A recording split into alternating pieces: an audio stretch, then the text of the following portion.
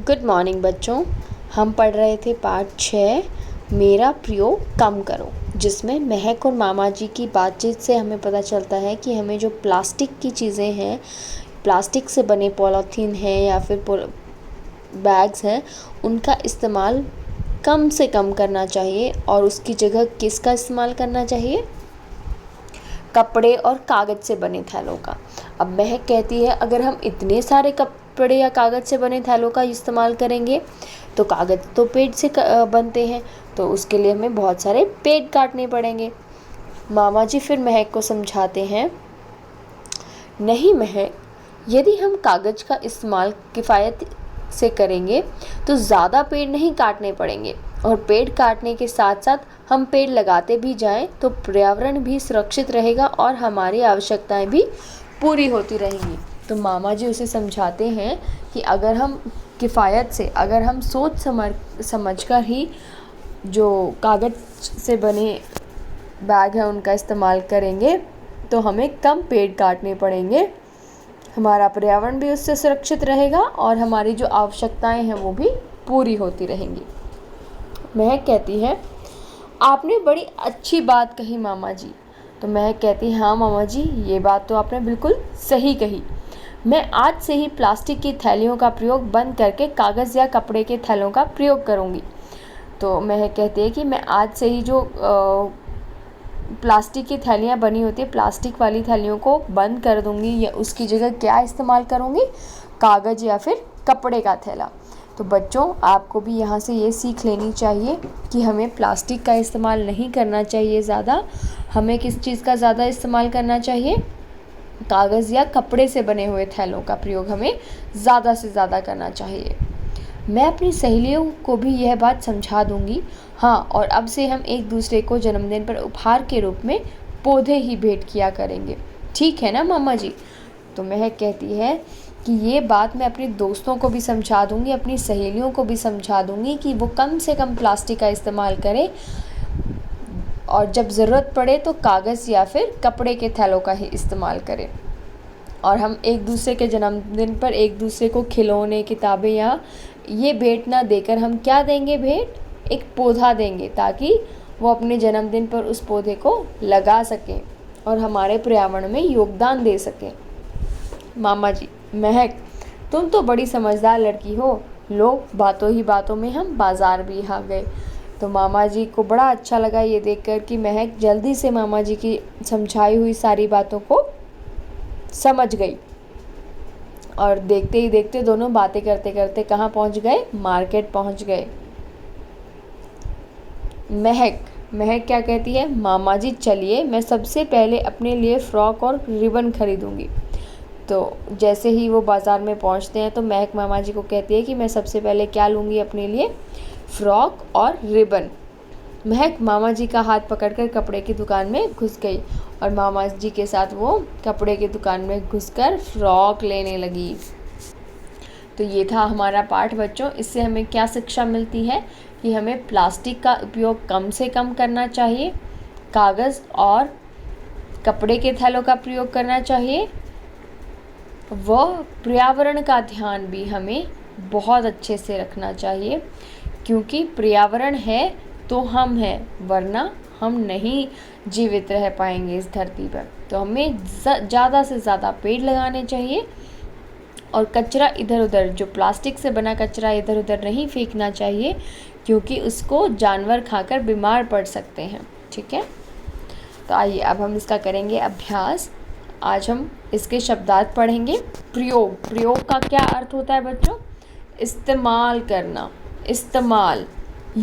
युग को समय, युग का अर्थ क्या है? समय। अत्यधिक मतलब बहुत ज़्यादा। समस्या मतलब कठिनाई, कोई समस्या आ गई आपके सामने, इसको आप इस तरीके से भी कह सकते हैं कि कोई कठिनाई आपके सामने आ गई हो। पर्यावरण किन दो शब्दों से बना है? परि जमा आवरण, चारों ओर का वातावरण। जो हमारे आसपास जो वातावरण है, जो हवा है, जो जिस भी आसपास के एरिया में हम रह रहे हैं वहाँ की जो हवा है शुद्ध है नहीं है, ये किस पे डिपेंड करता है? ये किस पे निर्भर है, ये है हमारे पर्यावरण पे कि वहाँ पर कितना प्रदूषण हम फैला रहे हैं, कितना अच्छा कितना साफ़ सुथरा उस जगह को रख रहे हैं, कितने पेड़ हम लगा रहे हैं। जितने पेड़ हम लगाएंगे उतनी हरियाली हमारे आसपास होगी। तो पर्यावरण का अर्थ है कि हमारे आसपास जो वातावरण है, जो चीज़ें हैं, उनसे जो मिलकर हमारा वातावरण बना है, उसके बारे में हम बात कर रहे हैं यहाँ। अब हम करेंगे इसका प्रश्न। निम्नलिखित प्रश्नों के उत्तर दो। तो मौखिक प्रश्न वैसे तो मैंने आपको कहा था कि आप लोग खुद से ढूंढेंगे, लेकिन अभी मैं आपको सारे मौखिक प्रश्न करवा रही हूँ, आपने इनको नोट डाउन करना है, ठीक है। महक कहाँ रहती है? तो पाठ में शुरू में आया था ना, महक कहाँ रहती है? महक अल्मोड़ा में रहती है। कहाँ रहती है महक? अल्मोड़ा में रहती है। महक ने मामा जी को कपड़े के थैले ले जाने से क्यों रोका? क्योंकि महक को लगा दुकानदार सभी चीज़ें प्लास्टिक के थैलियों में डालकर देते हैं, हम उन्हें आसानी से उठा सकते हैं। तो क्यों रोका था महक ने मामा जी को? क्योंकि उसे लगा था कि जब हम दुकान पे जाते हैं तो दुकानदार हमें वैसे ही प्लास्टिक की थैलियों में सब कुछ तो डाल कर दे देते हैं, तो हमें घर से थैला लेकर जाने की कोई ज़रूरत नहीं है। प्रश्न 3 है, महक ने प्लास्टिक की चीज़ों के क्या लाभ बताए? तो प्लास्टिक की चीज़ों के क्या लाभ थे जो महक ने बताए? कि कागज़ की तरह पानी में गलती भी नहीं और जल्दी टूटती भी नहीं। कि प्लास्टिक की चीज़ें तो बड़ी अच्छी होती है, ना तो वो गलती है, ना तो वो बहुत जल्दी से टूटती हैं। प्रश्न 4, प्लास्टिक को जलाने पर क्या होता है? तो प्लास्टिक को जलाने पर बच्चों, जब हम प्लास्टिक को जलाते हैं तो उसमें से बहुत हानिकारक गैस निकलती है, जो हमारे स्वास्थ्य के लिए बिल्कुल भी अच्छी नहीं है। ये थे आपके मौखिक प्रश्न उत्तर। अब आपको यहाँ से जब कुछ प्रश्न ऐसे हैं जो आपको खुद से सोचकर करने हैं, जैसे कि तुम अपनी रोज़मर्रा की ज़िंदगी में प्लास्टिक की बनी चीज़ें प्रयोग में लाते हो, उनकी सूची बनाओ। सोचकर लिखो कि उनकी जगह तुम कौन सी प्राकृतिक सामग्री का प्रयोग कर सकते हो।